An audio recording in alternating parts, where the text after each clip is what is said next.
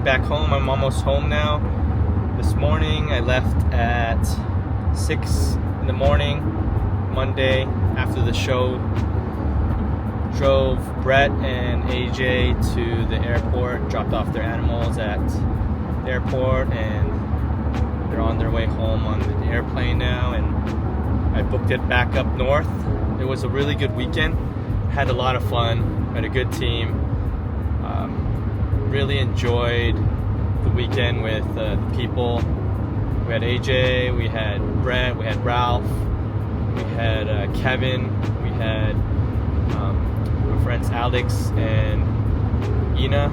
They drove all the way down from Utah to come see us, to help us vend, just to hang out. And, man, we're so appreciative of everything that they've done. And Ralph helped a lot too and organized our mess. This was Ralph's first show vending his animals. I had a table, brought about 90-ish animals, and he had a little corner of my table. He brought about 25 or 28 geckos, and I think he sold like half of them. And so Ralph killed it, man. He's such a good dude. Really did a good job with his project, his caps, and was a good people person. Was able to bring people in and talk with people and really help people out as they ask questions, and man, paid off. He did a really good job. I definitely didn't get to shoot much video like I thought I would. I think every show is like that. I should just stop pretending that we're gonna have time to shoot video. So instead I took a few little clips here and there, a couple hyperlapse videos of the show, but really it was just so busy. Like, it was non-stop go, whether it's setting up, getting the animals prepped and cleaned, changing paper towels, getting them watered, making sure they're good and healthy while they're in the delis during this whole weekend, and going to grab dinner with people, talking with people, connecting with everybody, and just making sure that everybody was good for the weekend. And yeah, it was tough because even, I remember saying I'd come visit different tables and whatnot, and some of people I just never got to visit. I never got to see some people. So that was a little bit tough. The shows are just go, go, go. But this was my third show. My first show was Flora Fauna. I didn't have my own animals, but I vended for AJ. Me and Chad helped AJ vend Flora Fauna, his animals. And then my first show was Anaheim. Ralph was there too. And AJ flew over, Brett as well. And that was a good show. I only brought maybe like 50 animals, and did a decent amount for my first show. And then this third show at Pomona, I brought double the animals and did a little bit better than Anaheim. So it was good. I thought it was a really good experience. Trying to learn little things here and there about how to manage the table, how to price things. Pricing is a big one. I'll try to do a vlog talking about pricing and kind of my experience. I guess I'm talking about it now, but I'll kind of splice the videos maybe and put everything together so that hopefully the information can be helpful to other new breeders who are starting to vend, who are thinking about vending, talking about the setup and whatnot. I think AJ and Brett have always just had delis out on the table, no PVC enclosures, no cages or locks or anything, not even any nets or plexiglass like a lot of people do, to prevent theft. At Anaheim, I got 2 animals stolen at the corners of the table. When I turned my head, I knew I lost it immediately, but by that time I couldn't chase anyone down, couldn't find anybody. But people find different ways to prevent theft, and I think it's necessary because people do jack stuff. But if you pull up to our table and you see just a sea of deli cups, and that it's free to pick up and touch and look in your hand, I think that is pretty attractive. It kind of draws you in and draws people in to be able to really look at so many things. They don't have to lean, even kids, right? They don't have to lean or look beyond just the first or second row, right? They can just pick stuff up in the back and take a look at it. So, I really like that aspect of having the free-for-all deli on the table. It looks cool, But I do appreciate how people deck out their setups and just have it really beautiful and pretty, and they put so much time and effort into it, and they have all the displays and setups and good lighting, and some people's tables just look amazing. Shout out to those guys. I tend not to move that way just for the reasons I just said, but if I were to do it, I would try to learn from a lot of these guys at the show. It's always that balance between figuring out how to display animals so that people can see it and it's attractive to people, but also avoiding theft. So for the deli cups, you just have to have extra eyes. You have to have people watching and helping out, and being really mindful of watching the corners. And so theft happens. It sucks. Sometimes you just have to eat it, but if you can prevent it, find different ways to prevent it. So Ralph and I were at one table, at my table, and we were there most of the time, and then we had Alex and Ina. They were helping, keeping an eye out for Brett and AJ, and it was just really good to just have a good crew, a good team to just work with. And so I just feel so thankful and grateful for this weekend, for these guys that made it a really fun weekend to vent. So I would vent with these guys again anytime. And pricing, we were talking about pricing a little bit between some of us guys, AJ, Brett, and Ralph, and just talking about how it's hard to, I'm learning from these guys, learning from AJ and Brett, and how it's hard to move the mid-tier pricing animals. People either come in guns blazing, looking for top breeders, they're going to pay top dollar, right, for stuff. But most of us, I think almost all of us make mid-tier stuff. Like the most of our stuff, I would say, is mid-tier stuff, but it's hard to move. And so, learning from AJ, and Brett, and how, for his auction and stuff, how they have to, sometimes lower the prices on mid-tier stuff down to low-tier pricing, and that's when things will start to pick up and move. And I found that to be true at the show, how some of these mid-tier things that I really like and think can develop to be really good, I just had to lower the prices on some of them.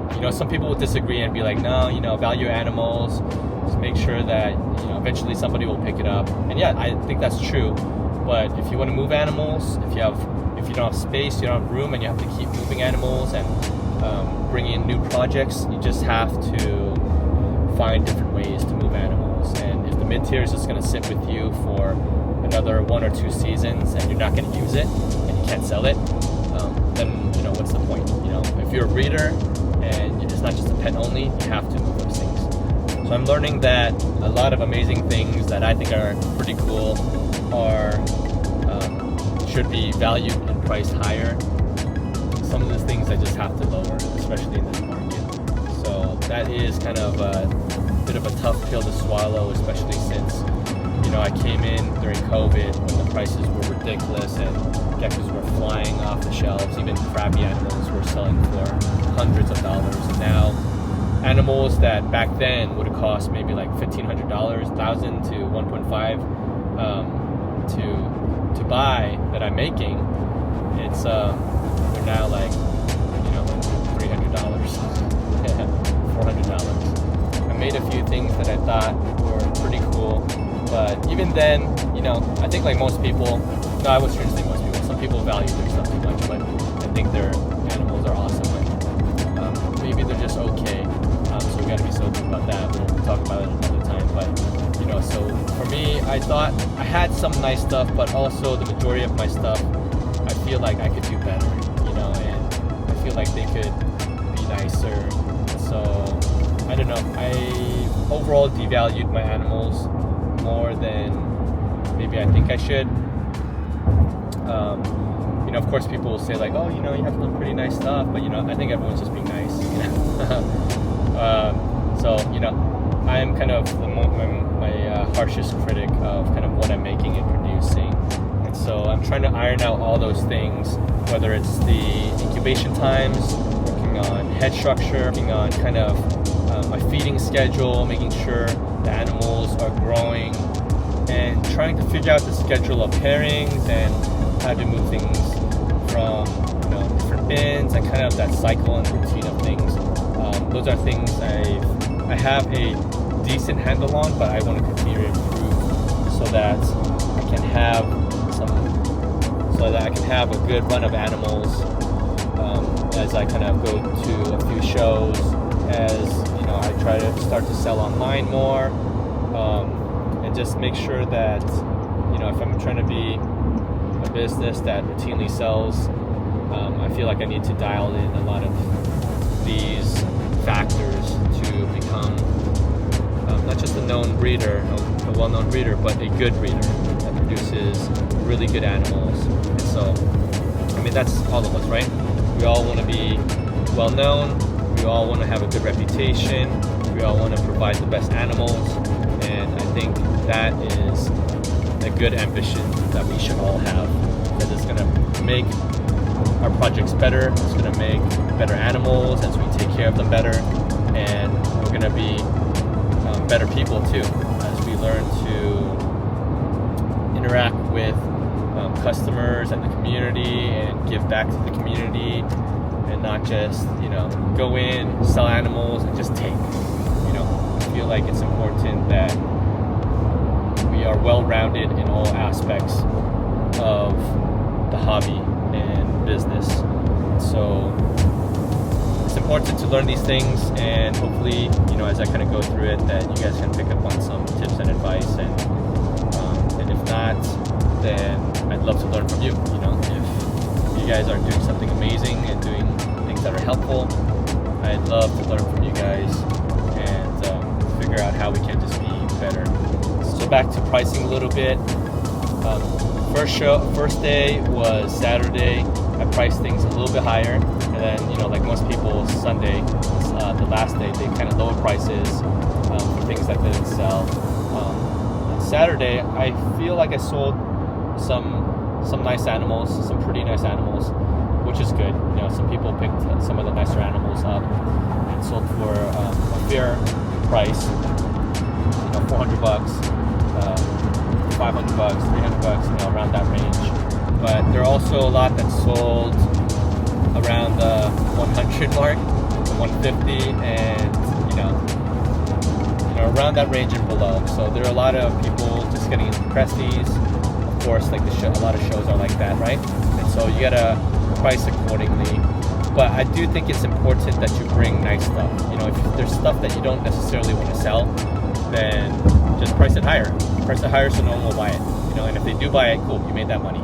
You know, and so I did that for a few of the animals. I didn't really want to sell them, but I put them on the table so people could see them. And obviously, if you know they are new breeders or even just pet-only people, they're not going to buy that animal. You know, and so, well, some people do, but that's a little bit more rare. You know, in general,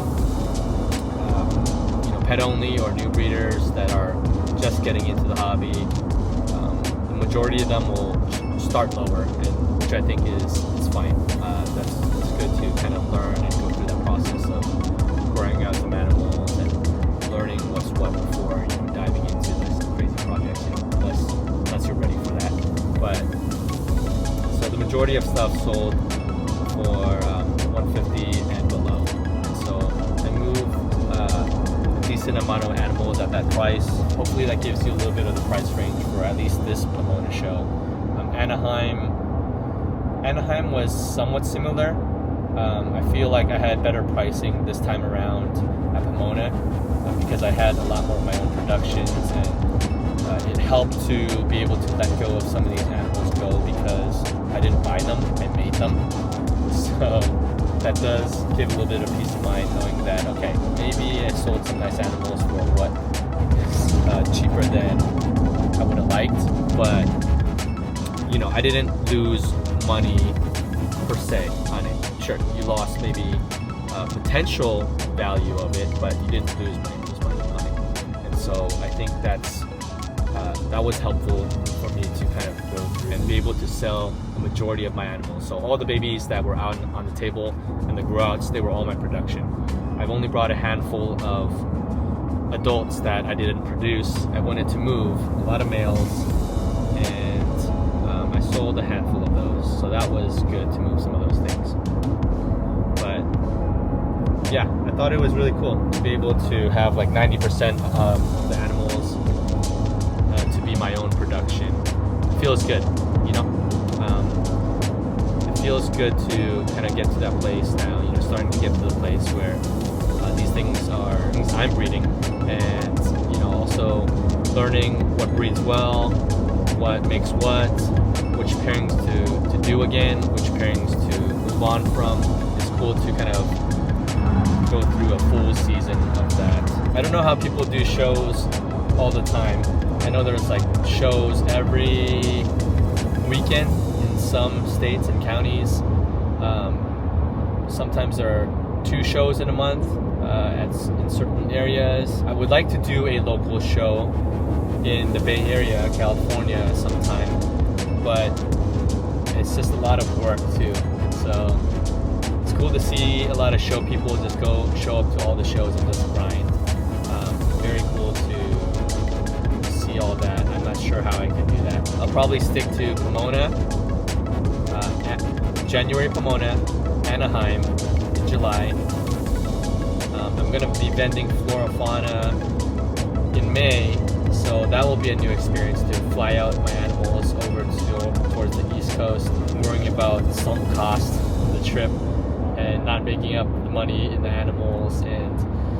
But you know, AJ and I were talking, and you know, he was just telling me just a couple hours ago when we were chatting on the phone, he made a decent amount, but in the grand scheme of things, is it worth it time-wise and whatnot for him to fly out here for the show?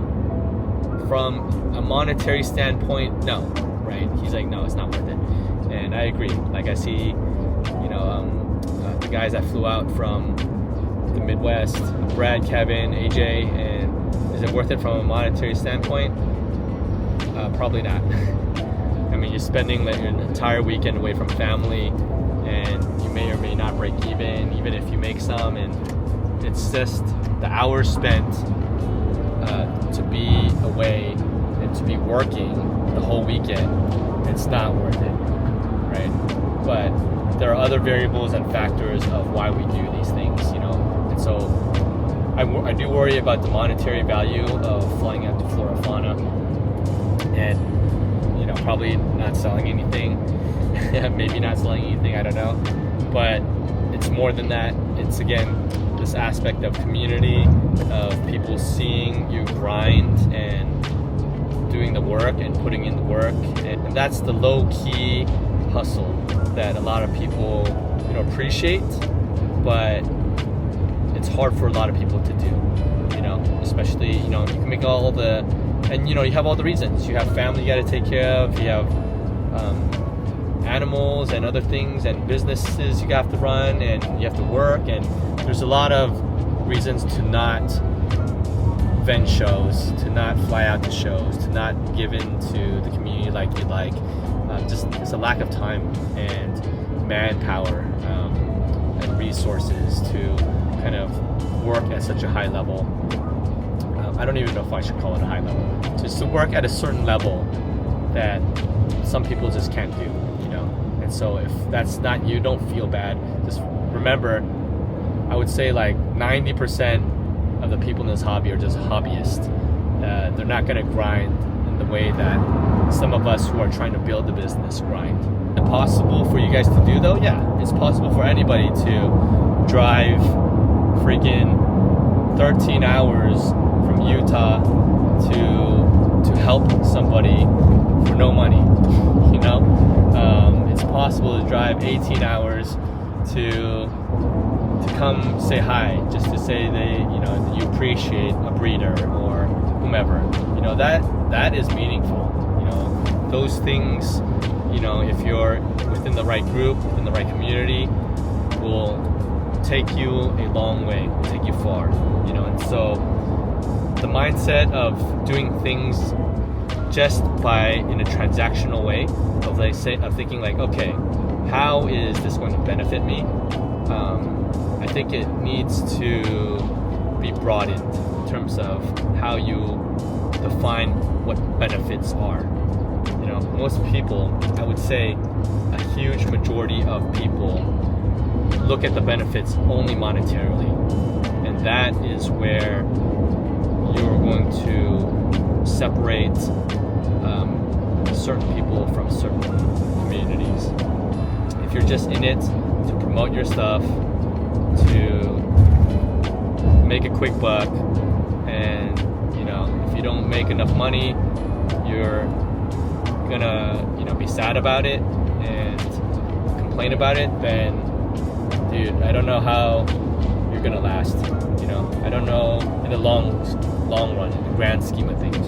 You know, you're just gonna be discouraged all the time. You know, and so I get it. You know, I get discouraged. If I made no money, I would be discouraged too. Like I totally understand that. I wouldn't be sure, you know, if I wanted to do it again.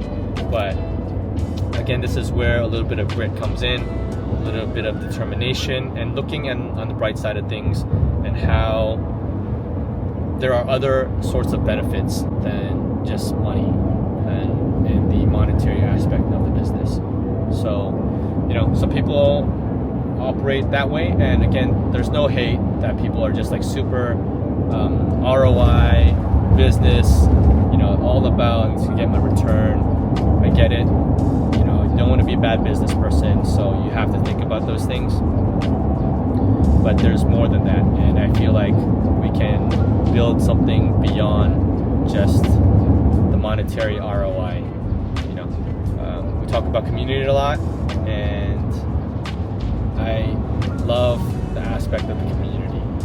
If I made nothing and I was able to just hang out with these guys this weekend, that in itself to me would just be, it would be a blessing. You know, I would be very thankful. And so I would go back to the drawing table and adjust and find ways to improve sales and my reach, but I would still be grateful, thankful, and appreciative of people that stop by to say hi, and you know, just gave encouraging words of thanks and hi and support, and saying, you know, cool animals, like you guys have some of the coolest animals, coolest geckos at the show, you know, things like that. You know, little things like that go a long way. And so hopefully we can encourage each other in that way as we kind of all journey through the breeding cycle and growing in the hobby.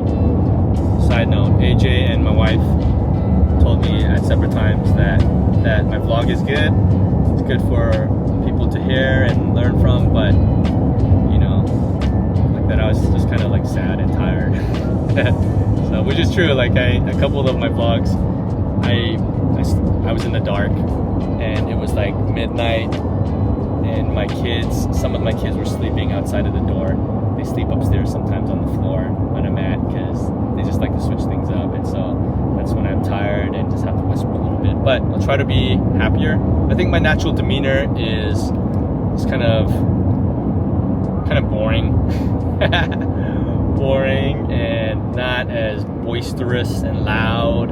You know, when I was on MJ's Trap Talk podcast, then, you know, I mentioned to him that, you know, like MJ is like 100% go and hustle and fun, and for me, I'm like a fraction of that. Like that's not my personality, you know, and so I'm not going to change my personality. I'm not going to be fake about it, but I do think that I can maybe like record when I'm not falling asleep when I'm almost home. What time is it? 12:30. Have geckos back here. I have geckos back here in this cooler. I bought a couple geckos.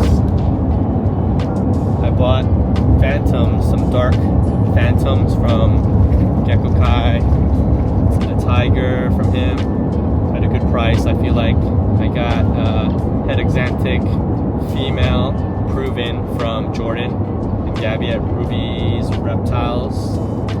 That one's a phantom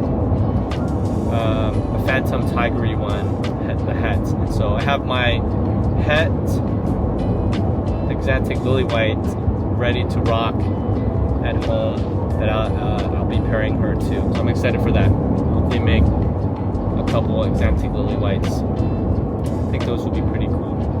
I also dropped off a few lone animals, collab animals to AJ. What did I bring?